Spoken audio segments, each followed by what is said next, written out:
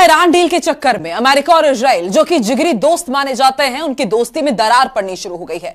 दावा किया जा रहा है कि ईरान ने दो टूक कह दिया है कि वो किसी भी कीमत पर अपना यूरेनियम ना तो देगा और ना ही नष्ट करेगा। ईरान की इस शर्त के बावजूद अमेरिका ईरान से डील करने में जुटा हुआ है, जिसे लेकर नेतन्याहू बुरी तरह से बौखला गए हैं। देखिए ये स्पेशल रिपोर्ट।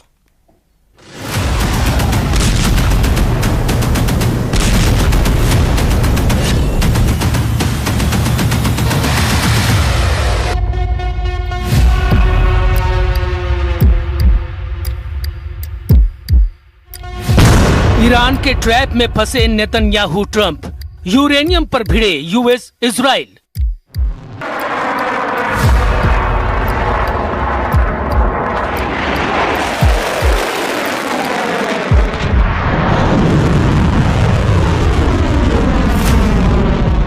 लगभग 90 दिन से ईरान की इजराइल और अमेरिका से जंग और भीषण तनाव चल रहा है। हैरानी की बात तो यह है कि लगभग 40 दिन की सीधी जंग में अमेरिका और इजराइल ईरान से अपने वो टारगेट अचीव नहीं कर पाए हैं जो उनका मेन मकसद था। पहले बारूद से दहलाकर ईरान को दबाने की कोशिश, लेकिन जब बारूदी फॉर्मूला फुस निकला तो बातचीत के फॉर्मूले पर राष्ट्रपति ट्रंप आ गए हैं। लेकिन अब बातचीत का फॉर्मूला भी ईरान पर कारगर नजर नहीं आ रहा है, तो अब ट्रंप दोस्ती का फॉर्मूला इस्तेमाल करने की कोशिश कर रहे हैं। दावों के मुताबिक अब अमेरिका ईरान पर सीधा बड़े हमले से बचने की कोशिश कर रहा है और ईरान की अरब देशों और इजराइल से दोस्ती कराने के चक्कर में पड़ गया है। इधर दूसरी तरफ दावों के मुताबिक ईरान ने ट्रंप के मध्यस्थतों को दो टूक कह दिया है कि ईरान किसी भी कीमत पर न तो यूरेनियम अमेरिका को देगा और न ही किसी तीसरे देश में रखेगा। इधर नेतन्याहू ट्रंप की ईरान डील को लेकर बेहद नाराज बताए जा रहे हैं। इजरायली अधिकारियों ने अमेरिकी अधिकारियों से दो टूक कह दिया है कि अगर ईरान का यूरेनियम नहीं छीना गया या तबाह किया गया तो इजराइल और अमेरिका दोनों के लिए बेहद विनाशक साबित होगा। खबर है कि ट्रंप और नेतन्याहू के बीच ईरान डील को लेकर जमकर बहस हो चुकी है, जिसके बाद से अमेरिका ने इजराइल को ईरान डील की सभी जानकारी देने से साफ मना कर दिया है और ईरान डील से इजराइल को एक तरह से बाहर कर दिया। उधर दावा किया जा रहा है कि 8 अप्रैल से चल रहे सीज फायर का फायदा ईरान ने जमकर उठाया है और अब ईरान के super weapon full active mode में आ चुके हैं।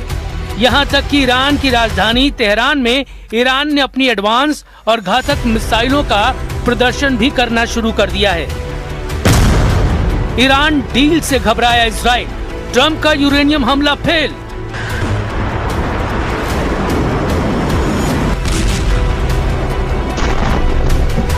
ईरान डील से इस वक्त जितना ज्यादा इजराइल खपा है, उससे कहीं ज्यादा अमेरिका भी ईरान के यूरेनियम दाव से बौखलाया हुआ बताया जा रहा है। पश्चिम एशिया में पिछले कुछ समय से जारी युद्ध को रोकने के लिए पर्दे के पीछे एक बहुत बड़ा खेल चल रहा है। न्यूयॉर्क टाइम्स की रिपोर्ट के मुताबिक दुनिया की सबसे बड़ी महाशक्ति अमेरिका और उसका पुराना दुश्मन ईरान एक समझौते के बेहद करीब पहुंच गए हैं। लेकिन ट्विस्ट यह है कि इस संभावित समझौते का कोई भी कागज या आधिकारिक मसौदा अभी तक सामने नहीं आया है। 24 मई तक की स्थिति ये थी कि किसी को भी ठीक नहीं पता था कि दोनों देशों के बीच असल में क्या खिचड़ी पकी है या फिर कोई बड़ी बात तय हुई भी है या नहीं। और यही वजह है कि ईरान डील को लेकर इजराइल के प्रधानमंत्री नेतन्याहू खुद को ठगा हुआ महसूस कर रहे हैं। इजरायली प्रधानमंत्री बेंजामिन नेतन्याहू और डोनाल्ड ट्रंप के बीच हालिया गोपनीय बातचीत लीक हुई है। मीडिया रिपोर्ट्स और अमेरिकी इजरायली सूत्रों जैसे CNN और एजियोस के हवाले से इस गोपनीय बातचीत के कई हिस्से सामने आए हैं, जो दोनों देशों के बीच ईरान नीति और क्षेत्रीय सुरक्षा को लेकर गहराते मतभेदों को दर्शाता है। नेतन्याहू ने दो टूक कहा है कि किसी भी शांति समझौते की पहली शर्त ईरान के सभी यूरेनियम संवर्धन केंद्रों को पूरी तरह से ध्वस्त करना होनी चाहिए। इजराइल की मांग है कि ईरान के सभी यूरेनियम संवर्धन केंद्रों को जमींदोज किया जाए। ईरान ने अब तक जो भी संवर्धित परमाणु ईंधन तैयार किया है उसे देश के बाहर ट्रांसफर किया जाए। सीमित या कमजोर परमाणु समझौता इजराइल को मंजूर नहीं है। ईरान का 441 किलो संवर्धित यूरेनियम नष्ट होना चाहिए। वहीं दूसरी तरफ डोनाल्ड ट्रंप ने नेतन्याहू के बेहद आक्रामक रुख को पूरी तरह स्वीकार नहीं किया। ट्रंप की लीक हुई रणनीति में ये भी पता चला कि ट्रंप ने वॉशिंगटन में अपनी नेगोशिएशन टीम और इजराइल को साफ संदेश दिया है कि वो समझौते के लिए उतावले ना हो। ट्रंप का मानना है कि समय अमेरिका के पक्ष में है, लेकिन हैरानी की बात तो ये है कि ट्रंप के तमाम दावों के बावजूद ईरान ने दो टूक कह दिया है कि ईरान यूरेनियम न तो देगा और न ही नष्ट करेगा। ईरान के 3 बड़े अधिकारियों ने 23 मई को ही साफ कह दिया है कि परमाणु स्टॉक को लेकर कोई सहमति नहीं बनी है। वो शुरू से इस मुद्दे पर बात ही नहीं करना चाहते थे। उनका कहना है कि परमाणु से जुड़े सभी मुद्दों पर अगले 30 से 60 दिनों में बातचीत होगी। यानी ईरान ने साफ कर दिया है कि यूरेनियम पर ईरान ट्रंप की एक भी शर्त नहीं मानेगा। यही वजह है कि इजराइल इसे लेकर बेहद परेशान है।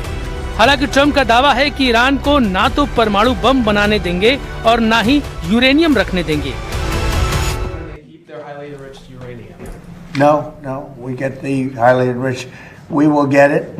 We don't need it. We don't want it. We'll probably destroy it after we get it, but we're not going to let them have it. Bengal से बड़ी खबर आपको बता दें, कल से लेकर आज तक बंगाल में 30 बांग्लादेशी नागरिकों को हिरासत में लिया गया है। अवैध रूप से ये जो नागरिक है बांग्लादेश से आए हुए थे और अभी फिलहाल इन्हें हिरासत में रखा गया। मुर्शिदाबाद में सबसे ज्यादा 18 बांग्लादेशी नागरिकों को पकड़ा गया है। मालदा में 9 बांग्लादेशी नागरिक पकड़े गए हैं। दक्षिण 24 परगना में 3 बांग्लादेशियों को इसी तरह पकड़ा गया है। मालदा बंगाल से इस वक्त की बड़ी खबर आपको बता रहे हैं। और आपको याद ही होगा कि शुभेंदु अधिकारी ने साफ कर दिया था कि जैसे ही बीजेपी की सरकार आएगी तो घुसपैठियों के खिलाफ जो अवैध रूप से बांग्लादेशी बंगाल में रह रहे हैं उनके खिलाफ एक्शन लिया जाएगा। और अब आप देखिए किस तरीके से एक एक करके उन तमाम कदमों को उठाया जा रहा है। कई बांग्लादेशी नागरिकों को पकड़ा गया है।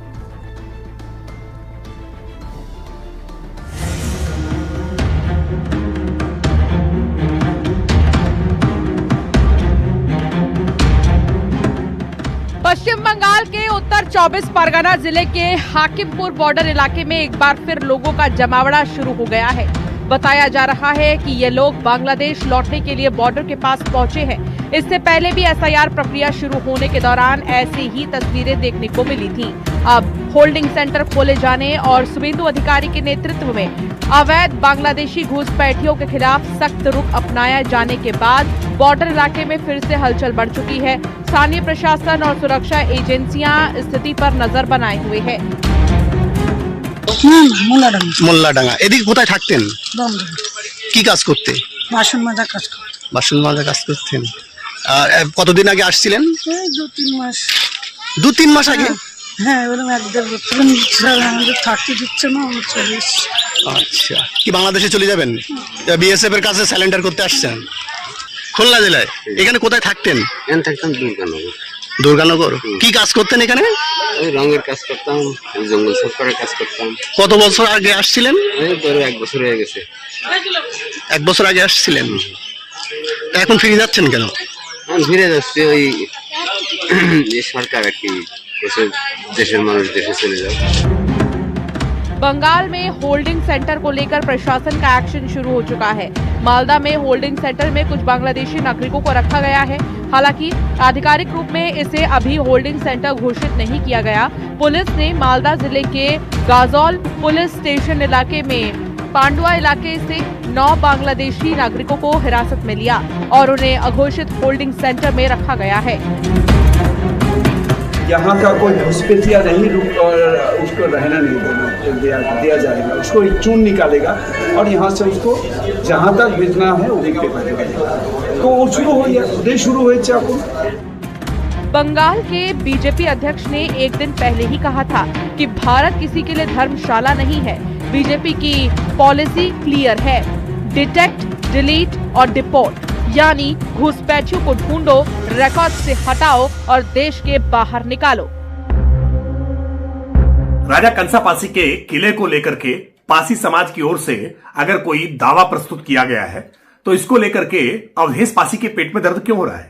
क्योंकि उन्हें मालूम है यहां मजहबी तुष्टीकरण का उनका एजेंडा है। सामने जब भी खास समुदाय के लोग होते हैं ना तो अवधेश पासी जी का सारा समाजवाद दरकिनार हो जाता है। भारतीय जनता पार्टी का इससे कोई सरोकार नहीं है।